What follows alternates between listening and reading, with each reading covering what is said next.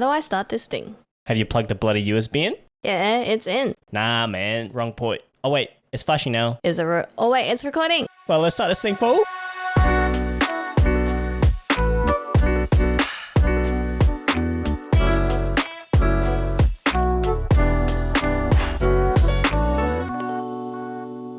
So today we have a very interesting guest of ours who was actually our wedding photographer. Yeah. And we are here to introduce Anne. Welcome. Welcome. Thank you. Thanks so much for having me. Yeah, it's actually so good to have her because when we first met her, did the first, what's it called, introduction? The intro, I think it was. Consult? Consultation. Was getting to know you over coffee and seeing if we vibe. I think we instantly clicked, you and Tom had a really candid conversation. Yeah, it was actually really good. Even getting to know you and Tom, the background of where you guys were and where you guys are now, it's just a really interesting story. So that's why we got you on here today. And if we haven't mentioned already, she owns a photography business called Maple Ochre. Yeah, nice.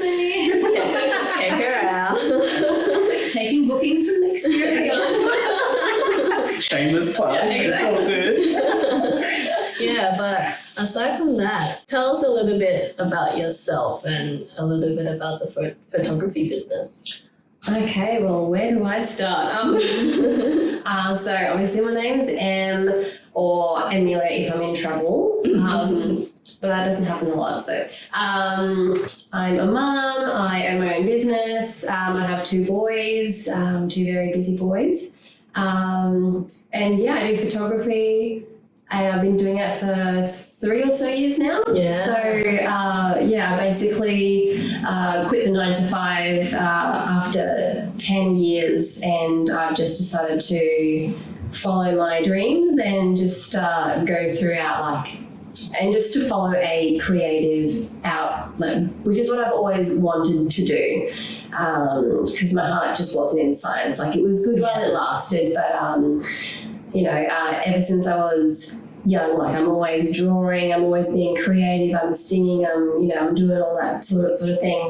So when it was time to pick a path, after high school was done, it's what do you want to do with your life? And you have no idea. And I wanted to follow the art school route. However, my parents were you should probably do a sciencey sort of thing, try and do a degree where a job is kind of, I guess, promised, stable. Yeah, stable, stable job. So I went down the science route. I majored in biomedicine and anatomy. Cool.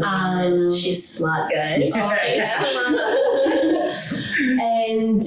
And that's so after that, I did my degree. I went and I became a petrographer. And what is that? Yeah, so it's not a photographer.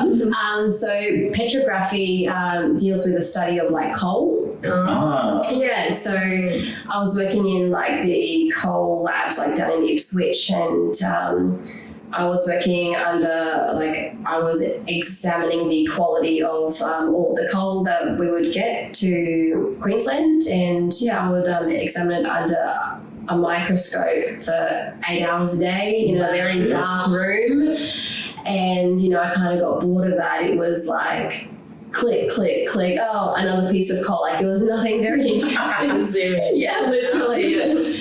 So that was a good stepping stone to then what I became after. So then I became the archaeology lab technician. So that's where I managed all of the labs there in the School of Social Science at the university, and did that for 10 years. And fast forward to now, I've broken away and I'm doing my own thing, and life's pretty good. That is so cool. I actually didn't know that. That's really, really cool. I don't think I even know anyone that does that kind of area of stuff. Yeah, tell us a little bit about that actually. What's it like working in that industry? About the archaeology labs? Yeah, that and what's the petrography. I've forgotten about those days because those are very boring days. Yeah. But look, hats off to people that like stick with it, because it's a very quiet. Yeah, it's like quiet, and like you're stuck in this room and, you know, with like a few other sciencey people, and you're just doing holiday. But I'm a very social person. So like when I moved into my job that I just quit, like I kind of filled the day by like annoying people. Not like annoying people, but like going around to like my colleagues and be like, hey, what's up? Or, you know, how is your day today? Or, you know, like I would always just check in on people, and yeah, I can see that. Yeah, so I wasn't always at my computer, and that was one of the good things about my last job, is that I wasn't chained to the computer, because at that time I had really bad back pain and stuff like that. So it was a mixture of sitting at the computer, going out into the labs, helping out in the excavation pits, which were still on campus, but you know, you had to walk about 10 minutes or so to get down there. So it was flexible in terms of like getting out and about, you know, doing a bit of this and that, and it was a nice balance. So and in that role, I was in charge of the archaeology labs. I was in charge of like the health and safety for the labs, training of equipment, doing inductions for all of the students, and anyone new that came into the labs or that wanted to work in the labs. A lot of risk assessments, you know, all that safety stuff. I got to meet lots of new people. A lot of the archaeologists that work there, you know, they work in amazing places like in South Africa, right in the heart of Australia, in the Pacific Islands and stuff like that, just all over the world. And so whenever I would catch up with them, you know, they'd tell me about they would tell me about their recent dig, and, you know, it would just be like, oh my God, like you get to do that as your job. That is so cool. Yeah. And I also dealt with like a lot of biosecurity things as well, because oftentimes when they would bring back all the excavated stuff from their dig, they'd have to talk to the people at border security or whatever it was. Really? So yeah. That's crazy. Like a TV show. Well, I don't know if it was the guys from the TV show, but it was summer at the airport, and oftentimes, you know, I would have to like fly out. Not fly out, like drive out to the airport and sort of deal with any equipment or any excavation things that like didn't have the right paperwork or didn't have the right permits and things. So that was like another thing to add to the job. So I was managing a quarantine lab as well. So yeah, It was very different from the cold days. Yeah, that's very different to even just photography in general. Yeah, it's so different. It's huge, yeah, it's a massive difference. Yeah, which is actually what we're going to talk about, is how you transitioned, or what even sparked your journey from transitioning to doing full-time in that science world to now a creative photography world. So how did that all happen? Yeah, how did that all come about? Yeah, so while I was at my old job, like I've always been the creative, airy-fairy, you know, like dreamer type, like I can't be chained down. So I always was doing something on the side as well. So I had that job, and I got into decorating cakes. Oh, so nice. I had a business in decorating cakes. Oh, that's cool. That's cool. Yeah, it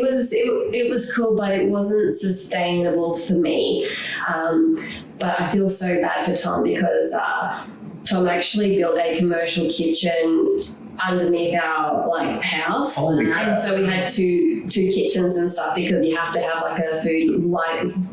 You have to have a food license to actually do it, you know, properly. Yeah. So Tom built like a second kitchen downstairs for all of my cake stuff. Yeah, that's so cool. So I did that for a little bit, but yeah, it wasn't sustainable.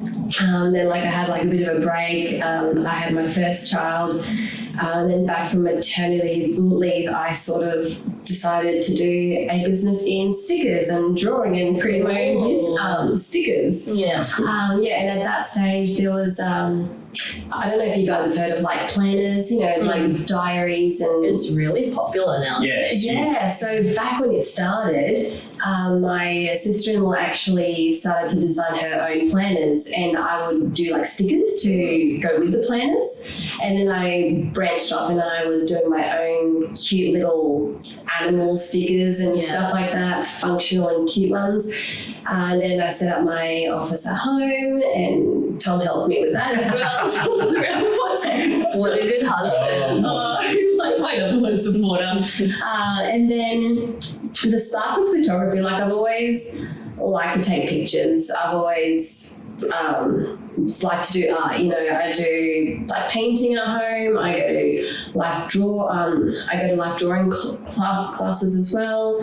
And I guess it started when I was on maternity leave with my second kid, and I was thinking, you know, like I'm taking heaps of pictures of him now with my phone. I wonder if I could do it with like a professional camera, you know? And that sort of started this photography spark. Well, this photography venture. Like, I guess I didn't really intend on it to being like a business because I was so secure in my old job. Like in that mindset back then, I was like, no, I'm never going to leave this. I'll probably just sort of like stay within the campus but do like a different job because, you know, you got that stability with things like your finances and stuff, which, you know, is quite important. I thought that I was just going to do that and this was just going to be like a side thing. But no, then I spoke to Tom and he's like, just go for it. And so the goal was just to stay at my old job for 10 years and get that. Nice. You know how it is. Guilty. Yeah, so I got my long service leave and just from then. See you later. See ya. Thank you next. Another thing that inspired me to start this photography biz was we had like a professional family shoot back when my eldest was, I think, 2. So we had the family session. I was like, this like photographer is really awesome. We had such a good time. And she looked like she loved her job, you know. So I was like, you know, that could be me. And that could be me like creating these memories for family couples and stuff just to look back on and be like, you know, it's that's like our story in a way. So like for me, I think you kind of picked up like photos is really important for me. Like I would just look back at it randomly and it just brings back the memories. So exactly.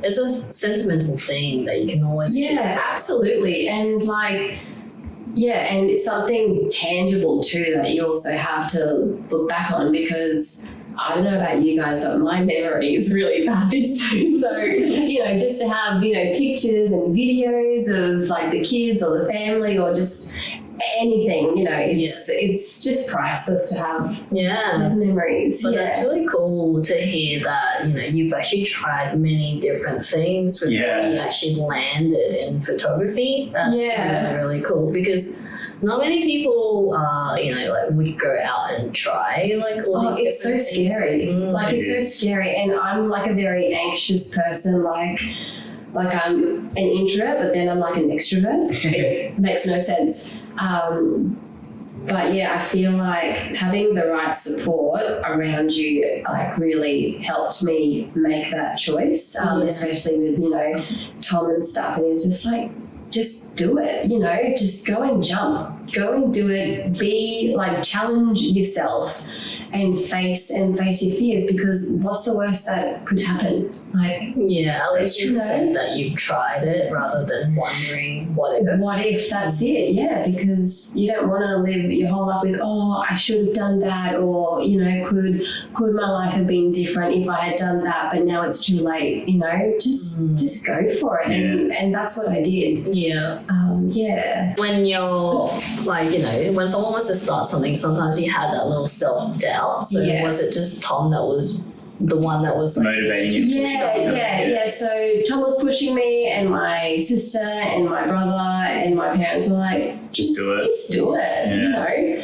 And then I kind of just did it. So That's cool. yeah, and then I also had like friends as well. Like I had my close friends, and also I mentioned I had a shoot with my family with that photographer. Well, I actually reached out to her after the shoot, and we've become like the best of friends since then. And she's also been that inspiration, and she's been that support in me. Well, you found like a mentor that's in that space. Yeah, I think that's a good sort of driver to keep you motivated, but also push you further.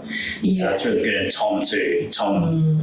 Breaking backs, mate. Right? Building everything. That's awesome. Sounds like you have like this machine at your house, like just everything you turn at each corner has like a different station. It's like oh gosh, cake station, photography station. The number of times I've like changed the house, like we've had like an extra kitchen, we've had an extra an extra office space with like sticker cutters and printers, all along the wall. And Tom's just been so accommodating, and like I kind of feel bad, like oh, I'm sorry, but also thank you for like allowing me to follow these dreams, But like if you ever need any of those, you've got all the equipment there, I do. I still have my sticker cutters and stuff like that, but also I don't want to go back to that because like some of the times were very frustrating, like especially when I was trying to cut stickers and like the machines wouldn't work and you just have so much wastage as well. And I'm just really like, I'm so thankful that Tom and my friends and stuff have like pushed me to be where I am today, because like I said, I'm a very anxious person, I'm shy as well, but it's also like put me on this journey of like self-discovery as well, because like I've always kind of like shied away from expressing myself, I guess, and actually living my life. So yeah, it's been a good motivator to, express myself more, do the things that I actually like doing, and just trying to grow as a person throughout the whole thing, gaining more independence and being more confident in what I do and things like that. Oh, that's really, really good. So It hasn't always been that way. Yeah, I know. So it's a hard journey, but I think that's good that you found something that you love, but that thing that you love gave you the capability to learn about yourself too. So that's really, really good. So how would you say that you kind of show yourself more? Like, does that come through your work, or like just how you connect with your clients, customers? I think it's more so like the connections that I have with people. Because growing up, I didn't have a lot of friends, and so with this job, like it like takes me out of my comfort zone, I could choose not to meet all of my clients, but it's just part of my experience that's what I want to do, because I want to get to know your backgrounds, like I want to get to know a bit about you, and so that kind of forces me to meet them and like have the confidence to, set up a conversation, and see if we click and stuff like that. So, yeah. That's awesome, because when we first met you, I wouldn't have thought that you were so introvert. You know what I mean? Like when we first met you guys, it was like... You're really friendly. Yeah. Like, open. This person likes so much. Just a mask. No, I think I can kind of see the same in me though. Like I'm introverted, but once you're out in the crowd or you're trying to socialize, you want to be that happy like person that's like trying to get to know people and that kind of stuff and make sure everyone's okay. So I know where you're coming from. Yeah, and because like I've also got like a bit of like a fear of rejection or something. Like are people going to like me? Like are these clients going to click with me? And like not everyone is going to click with you, and I know now that that's okay because you're not supposed to be for everyone, and people that are supposed to be your people will hang around and they'll come and they'll stay, and people that aren't, well, just say okay, cool, trying not to take it so personally and beat yourself up about it and think, have I done something wrong for them not to like me? But just sometimes you just have to accept it and be like, it is what it is, and life's too short. Move on. It's not necessary like, you know, they don't like you or you don't like them. Like, people have different personalities, and if you don't click, then it's okay. Like, it's not that anyone did anything wrong by anyone either. Yeah, so. and you don't have to force it, because if you force it, it just creates more tension and drama and just leaves it all messy. Yeah. You know, been there, done that. Yeah, exactly. So, did you say that you actually did photography on the side for quite a while on top of your full-time job? Yeah, so I did it for about like a year and a half. So at that stage, I was working 4 days a week, and then gradually, as I was sort of making my exit plan, you know, it was like 3 days a week, and then 2 days a week, and then 1 day a week. Slowly. Are you getting me? That's funny. Yeah. That's so good. And was that challenging to have to do that, like to balance life and family? Yeah, absolutely. Especially, so I started off doing a lot of free shoots, you know. I did a lot of free portraits of my friends, of their families and things like that, and a lot of people are kind of just free on the weekends. Especially with like outdoor sessions and things like that. You want the golden hour light where, you know, it's most flattering, it's nice and even. So yeah, it was really tough, because the weekends are for spending with your family and friends, and a lot of the weekends I was just hanging out with other people's families, or, you know. And yeah, so that was a bit of a juggle. But the more I did it, the more I kind of learned to set my own boundaries and just like set my own hours a little bit more, because I thought to myself, you know, if this is going to become like a full-time gig, I'm going to have to say no to some people. Like, I'm going to have to set my boundaries, because one, I need to spend time with my family, especially while my kids are still young, because once they start school, it's like I barely get to see them. Yeah, that's true. And then, you know, spending time with your partner and spending time with your friends as well, because a lot of people, the weekend is for socializing and stuff, and here I was breaking my back, you know, trying to get things moving and started trying to get my name out there, which I don't regret, but it was just really it took a toll on my relationship with Tom, and like the kids would say that they miss me and stuff like that. So it was hard. Yeah. So what type of boundaries did you start to set? So with my family sessions, like I would always ask people if they were free to do a session throughout the week. So that way, like, it freed up the weekend. And also, say if like people couldn't make a certain date, and I couldn't do the date either, I would just stick to my boundary of just saying no, and then trying to figure out like another date, like, because I'm a people pleaser as well, and so I would do a lot more like what the extra mile. Just go like above and beyond, and even like leave the family time at home just to make sure that, you know, these clients are happy with me, you know. But I feel like I needed to limit the amount of bookings that I had like throughout the week or throughout the weekend, so that I could, you know, spend time with my family and just have that like inner peace with myself as well. No, that makes sense. Yeah, that's really good, and it's good that you kind of realize that you need that kind of boundaries as well. Yeah.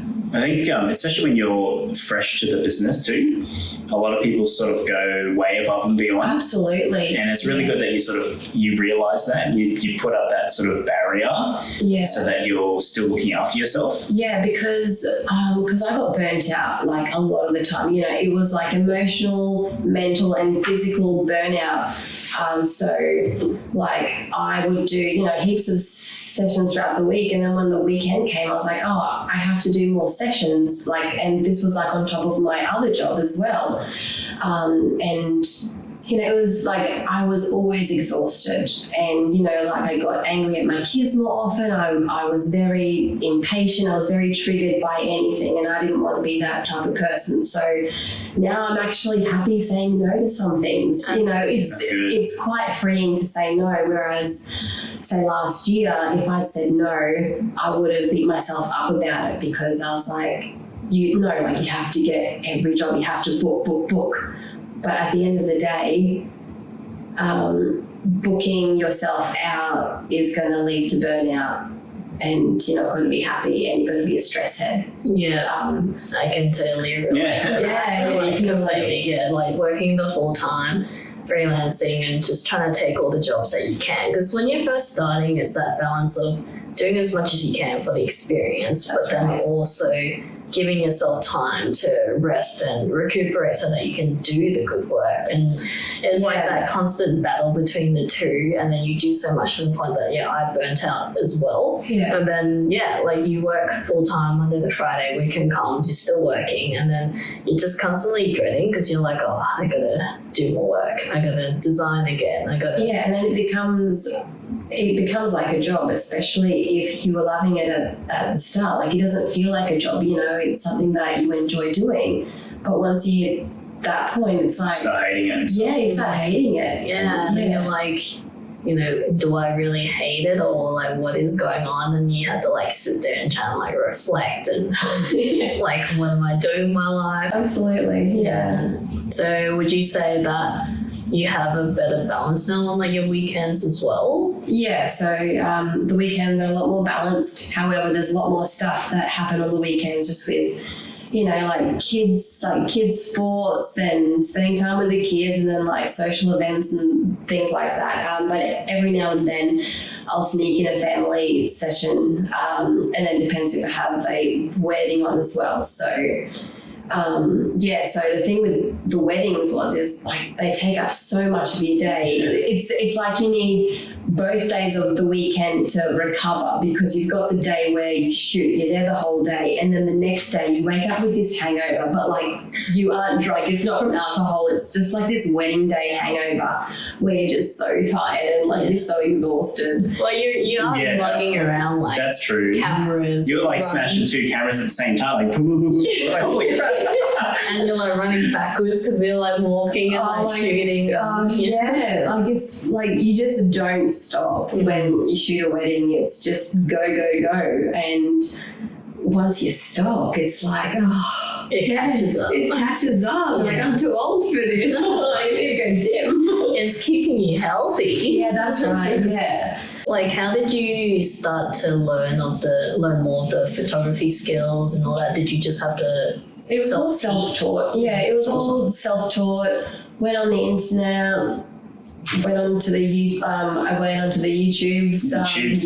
You can learn anything on there. Yeah, that's right. Yeah, that's awesome. It's so many resources out there, especially free stuff too. So I started like that. I haven't read my manual for my camera, but Tom has. Yes. So funny. Literally, like this thing. Yeah, it's a yeah, we actually went. It was like a weekend away.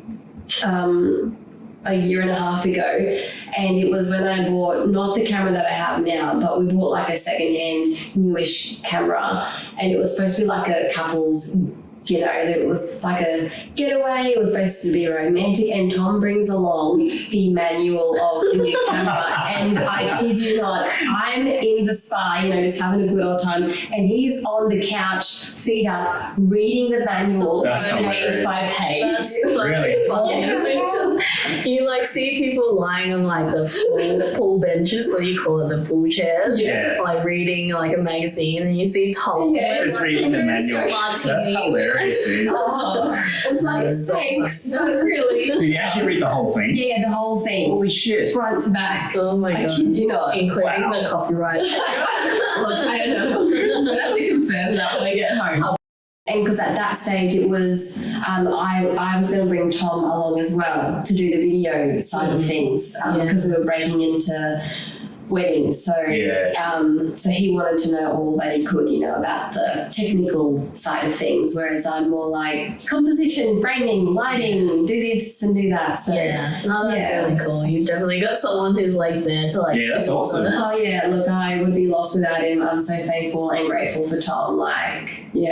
He's the best. Good old Tom. Awesome. I love Tom. plug him too. Yeah, we need to plug him too. Hey, he saved me from the cold. Oh my gosh, it was so windy out there. Yeah, it was. windy. I'm actually surprised that your veil just didn't go flying I off know, into the I was ocean. so scared because I clipped that veil up myself. I don't know how good this is gonna hold. And it was like 200km/h wind. It was crazy. And then, like trying to get the video footage of you guys being, close with one another, but what My it's head holding, like, oh my gosh. I'm like, how do I angle it so you don't see my Yeah. arm? You were basically standing on like the edge of the cliff as well, so I was like, oh my You god. gotta risk it for the distance. Yeah. That's right, so many things could have gone wrong, but Best shots though. Like, Yeah. oh, the nice. scene and everything, like it looked like we were walking on clouds. Like it was so cool. Yeah. Yeah, no. And I'm really glad that you guys decided to do like a non-conventional type of wedding, because like it was just so good to have it like across the 2 days. Like it was just like a brand new shoot, and Yeah. it was different. Yeah, so no, those turned out amazing, and yeah, like it was fun. Yeah. Fun fact, we actually did a photography course. Did you? Oh my gosh. When did we do Oh, it? Yeah. So We did. so at the time I was taking photos for cars and stuff like that. Yeah. And that's when we had an opportunity to take a professional photography course where we went to botanical. Oh, yeah, I remember that now. We were like taking flowers. I was like, okay. Yeah, we had some You like erased it from your memory. Yeah, I was like, I don't know what I'm doing, and then like the f-stop stuff, and like I remember all that stuff. It was cool. We had some pro teach us how to actually take photos and try to like understand the light and all that sort of stuff. So I thought it was really cool. No, I liked it, but like I think it was just taking pictures of flowers wasn't my thing. Like I think I like taking lifestyle photos, and like it was good to learn the techniques. That was definitely really Oh yeah, absolutely. Because like I feel like a lot of people, like when I tell them that I'm a photographer, they just think I just have a fancy camera and like I point and shoot. I'm like, well, no, I actually have to think about all my settings, my ISO, my shutter speed, my f-stop. I have to balance this exposure, triangle, and like we had a wedding in October, and it was an overcast day, and they had the ceremony outside. So it was like beautiful light because like the clouds were, they were up in the sky, so the light was even. But then the clouds would move, and this harsh sun would like come out, like stop and start, and I'm like, and so things like that, you just have to act. Well, you just have to think quick and just hope for the best. But yeah, like my last 2 sessions that I did, we literally hung out until like 3 p.m. to make the call because it was stop and start range. But yeah, we made the call and we just did it. So it's just so unpredictable now. So how important is it for you to do what you love?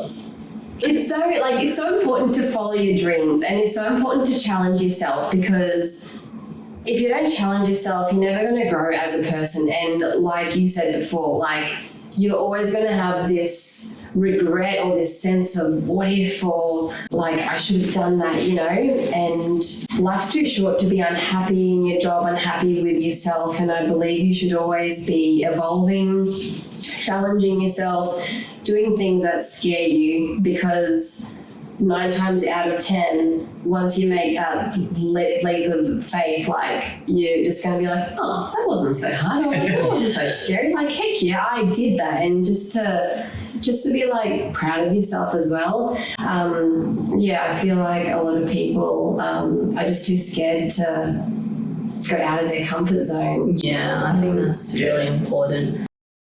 Like kind of like a second question from that, because you tried the stickers, you tried the cake. What was it like in terms of like emotionally after you tried it and you're like, oh, it's not really for me? Like, were you kind of like, that's okay, like I'll just try something else? Or like, what were you thinking? Well, I definitely had this overwhelming sense of failure, because it's something that I couldn't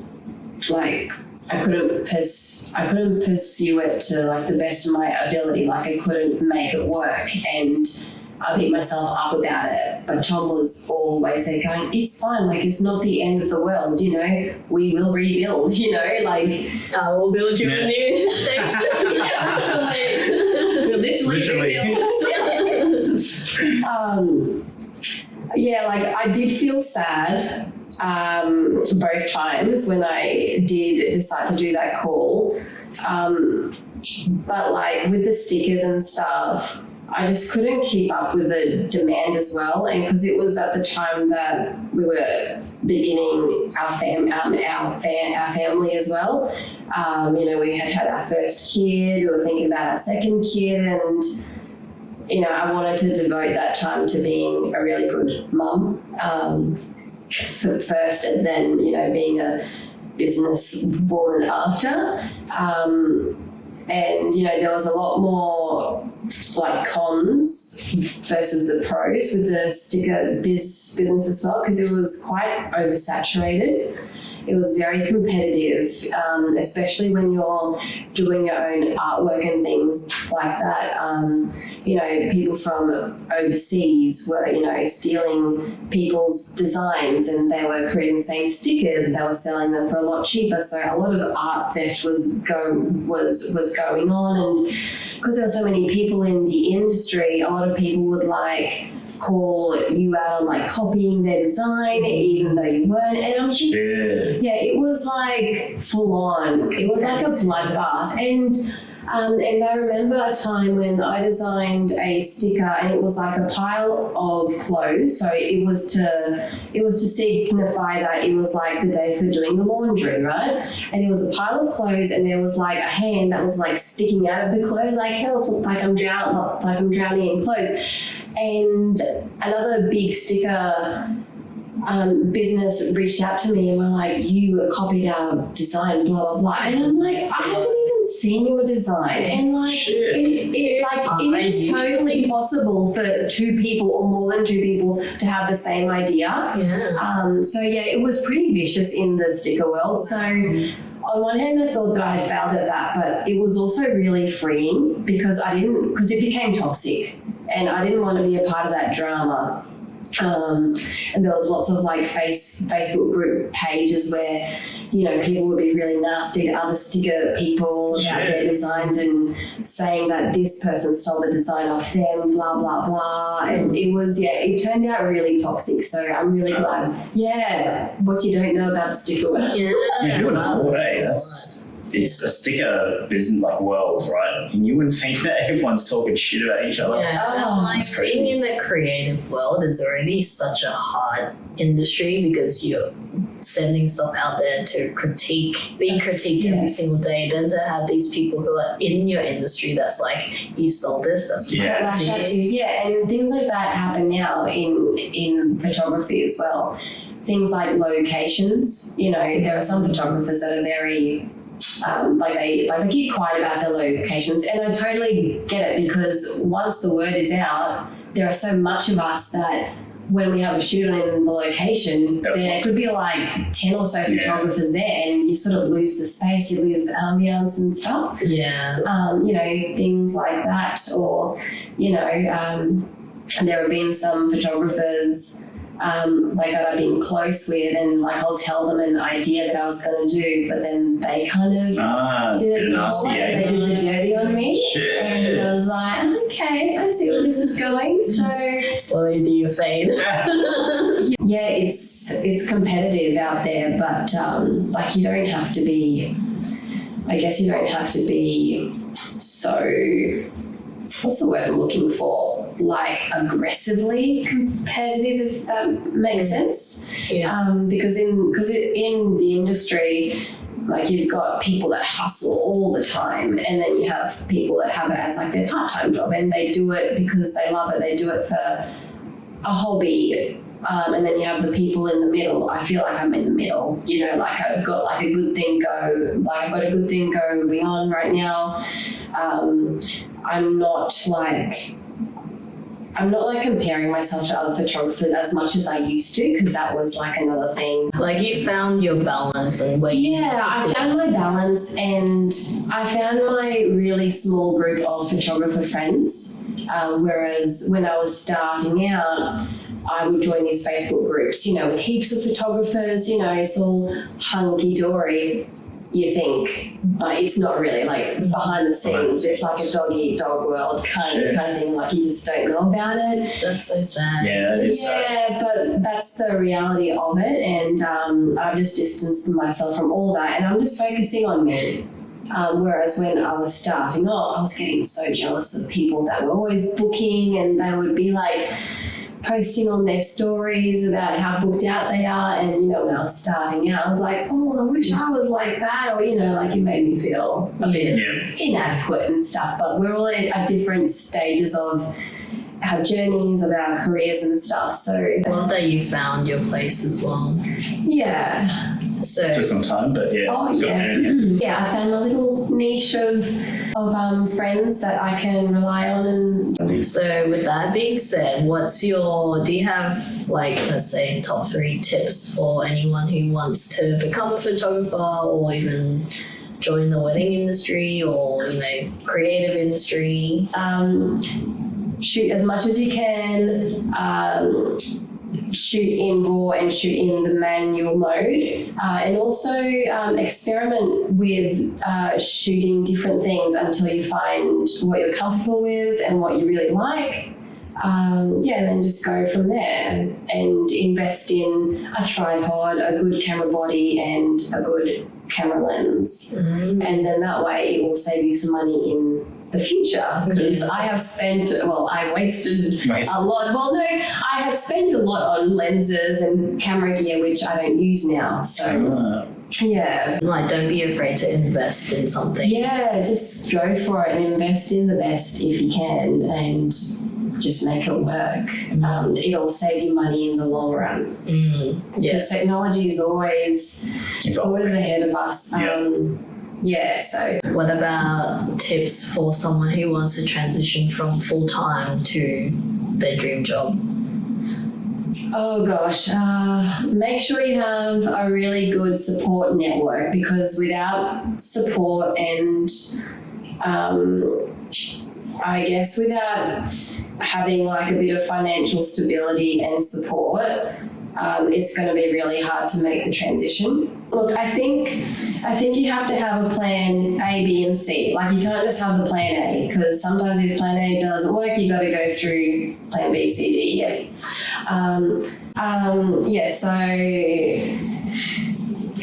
So if you're going from like a full-time job to following your dreams,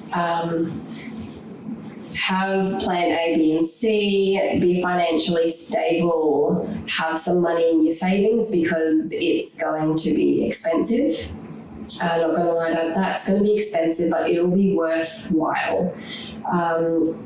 And also realize that once you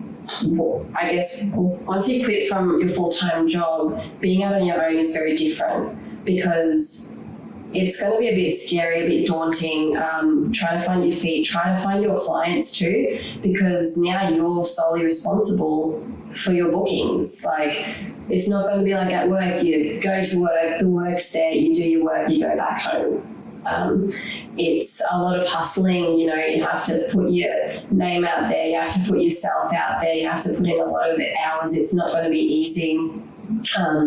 But if you're dedicated and you've got the motivation and the support behind you, the transition can be relatively easy. But once you're out there on your own, you also have to be kind to yourself as well, because realize you can't handle it all.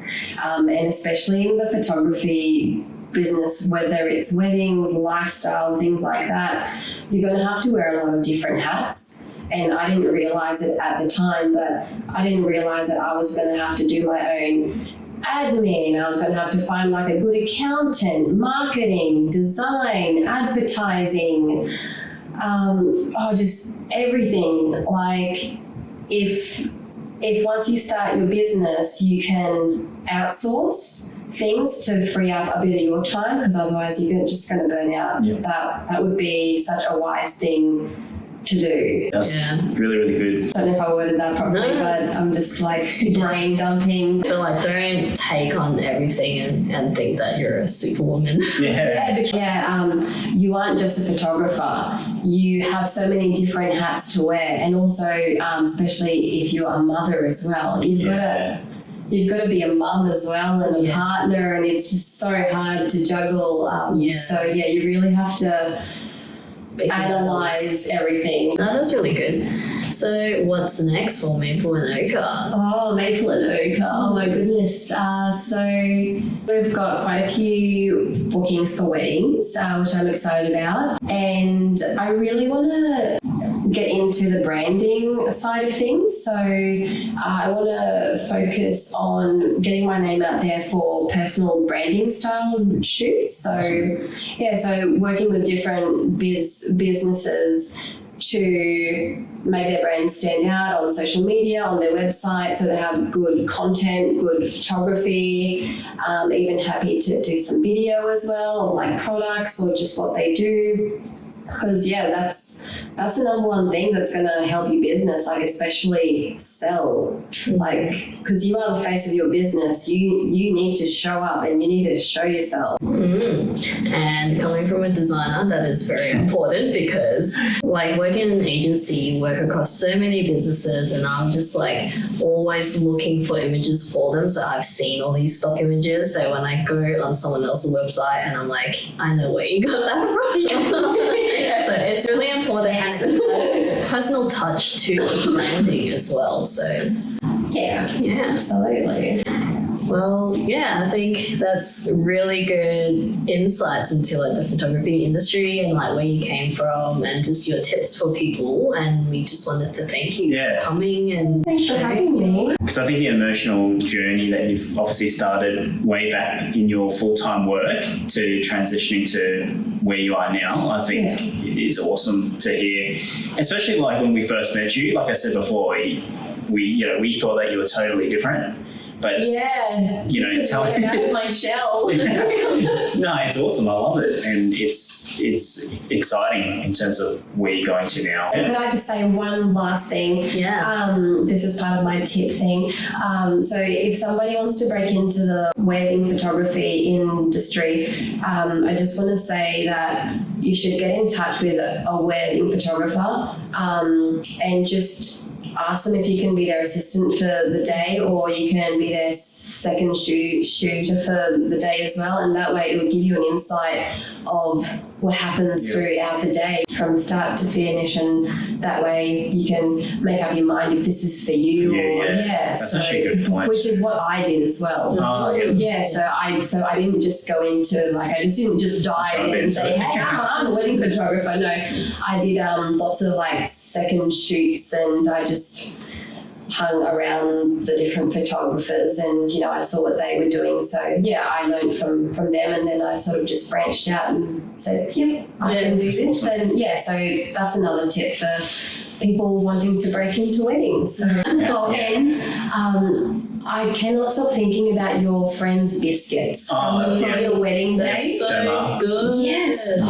It's really nice, hey? I think I took 4 biscuits that day, and I ate them all. Yeah, we had heaps leftovers, so. I was eating them every day for 2 weeks because there was that many. I was like, they're so good, I'm not going to chop them up. All right, well, thank you for coming, and that's it for this episode. Thank you. Thank you, guys. Bye. Bye.